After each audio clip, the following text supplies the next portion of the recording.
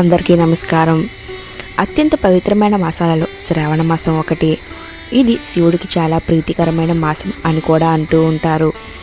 ఇక ఈ మాసంలోనే అనేక పండుగలు వస్తూ ఉంటాయి. ముఖ్యంగా రక్షాబంధన్, వరలక్ష్మి వ్రతం, నాగుల చవితి, ఇలా చాలా పండుగలు వస్తూ ఉంటాయి. ఈ మాసం మొత్తం అమ్మవారిని, శివయ్యను భక్తి శ్రద్ధలతో పూజిస్తూ ఉంటారు. ఇక కొంతమంది తులసి చెట్టును పూజించి ప్రతిరోజు దీపం వెలిగిస్తూ ఉంటారు. ఇక సనాతన ధర్మం ప్రకారం శ్రావణ మాసంలో దీపారాధన చాలా ప్రాముఖ్యత అయితే ఉంటుంది.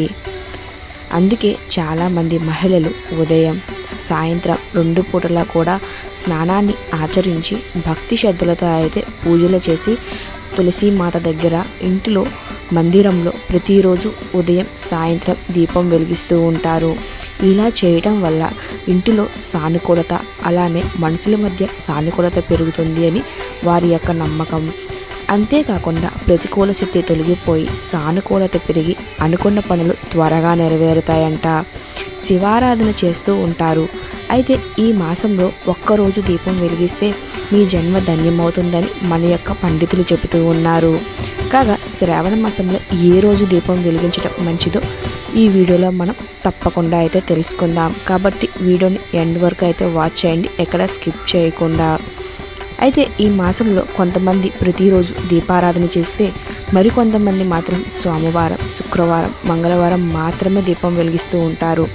అయితే వీటన్నిటికంటే ఈ మాసంలో ఒక ప్రత్యేకమైన రోజున దీపం వెలిగించడం వల్ల అద్భుతమైన ప్రయోజనాలు కలుగుతాయని మన యొక్క పండితులు చెబుతూ ఉన్నారు. మరి అది ఏ రోజు, ఎక్కడ దీపం వెలిగించాలి, ఉదయం వెలిగించాలా, సాయంత్రం వెలిగించాలా అనే విషయంపై ఇప్పుడు మనం తెలుసుకుందాం. శ్రావణ పూర్ణిమకు చాలా ప్రాముఖ్యత అయితే ఉంటుంది.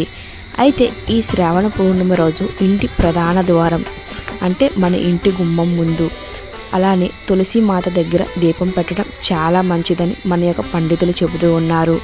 దీనివలన అన్ని విధాలుగా కలిసి వస్తుందంట. ఇంటిలో ఉన్న నెగిటివ్ ఎనర్జీ మొత్తం తొలగిపోయి సానుకూల శక్తి పెరుగుతుంది. మధ్యలో ఆగిపోయిన పనులు ఏవైనా ఉన్నా సరే అవి త్వరగా అయితే పూర్తవుతాయి. ఆర్థికంగా కూడా చాలా కలిసి వస్తుందంట. అందుకే శ్రావణ పూర్ణిమ రోజు దీపం వెలిగించడం చాలా మంచిదని మన యొక్క పండితులు చెబుతూ ఉన్నారు. కాబట్టి మీరు కూడా ఈ శ్రావణ పూర్ణిమ రోజు ఇంటిలోనే, అలానే మన యొక్క తులసి దగ్గర, అలానే ఇంటి గుమ్మం బయట దీపం వెలిగించడం అస్సలు మర్చిపోకండి. ఇలాంటి మరిన్ని ఆధ్యాత్మిక వీడియోల కోసం మన ఛానల్ని అయితే ఇప్పుడే సబ్స్క్రైబ్ చేసుకొని ధన్యవాదాలు.